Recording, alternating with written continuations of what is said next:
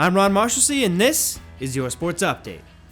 In her final race in a Mustang uniform, Natalie Martin placed 7th in the 1600 meter at the New England Championships with a time of 4:58.92 in New Britain, Connecticut this past weekend. She puts the final stamp on her phenomenal career with a stellar performance, and best of luck to Natalie as she continues her academic and athletic careers at Holy Cross. Now, with all things NHS sports officially wrapped up, we at NCM have decided to do something a little different for the final sports update of the year. We're going to go through the top 10 plays of the year that were captured through our lenses. There were so many to choose from, and any list like this is somewhat subjective, so if you really feel like I missed one or two, or you hate my entire list, just let me know. I won't take it personally. We're going to start off with a few honorable mentions. These honorable mentions would have for sure made it into the top 10 if we had footage of them, like Natalie Martin absolutely owning the course and track this year, Colleen Sisk's record-breaking diving performances, as well as Sammy Lee and Caleb Kwan tearing it up in the pool, and Cece Indek's phenomenal catch in center field against Ashland. The last mention we do have footage of, it's just not during an official game or match. During one of NHS TV pregame live's halftime half-court shots, Emily Spadorsha nailed the half-court shot and earned herself $200 in the process, even if it took Brian Gagliard the entire school year to pay up. So let's dive into the top 10 plays of NHS athletics for the 2024-25 school year. Starting at number 10, we head to the Nolet Johnson Court, where the boys volleyball team showed up on senior night with a massive win over Walpole, sending the Timberwolves home after the 3-0 sweep.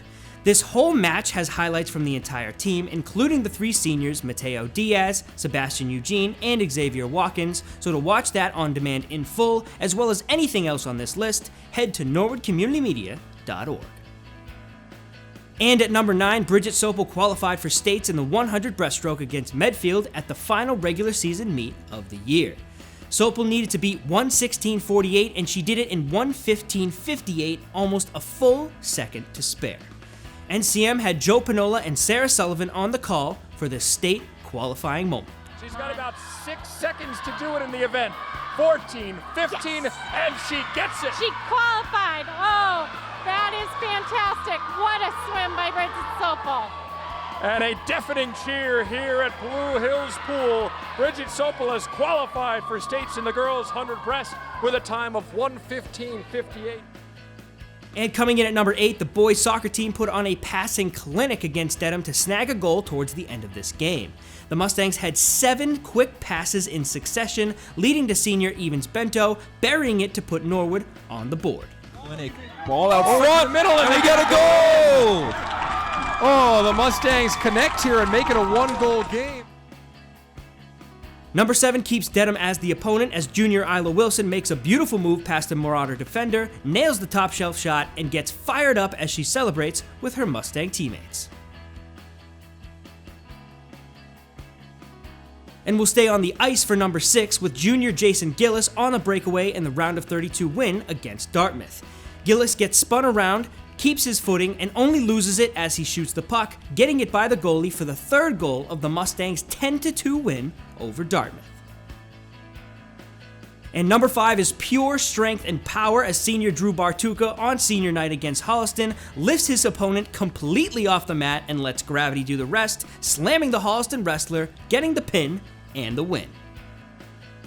The number 4 spot on this list also includes strength and power combined with speed.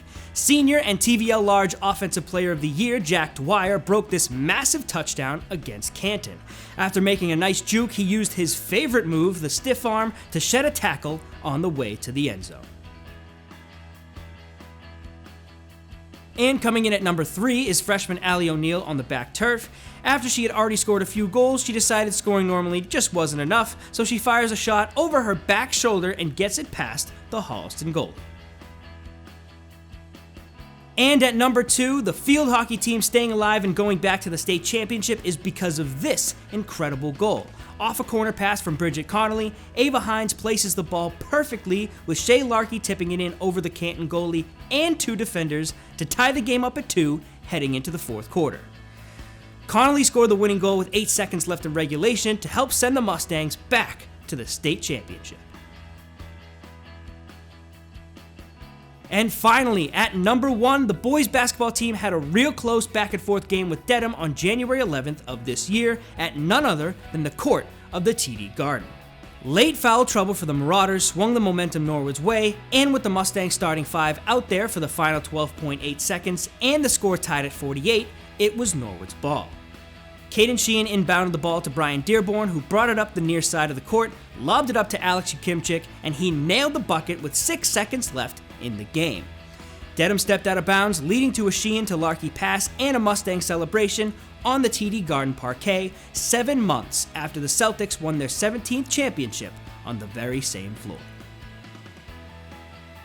NCM wants to thank each and every person who spent some time with us, whether you volunteered as an announcer, worked with us behind the scenes, or just stayed tuned in on your TV at home. None of this is possible without all of you. And to each and every graduated senior, good luck in life and in everything you do. And as the old saying goes, once a Mustang, you know the rest. And that is all I have for this sports update. I'm Ron Marshalsea.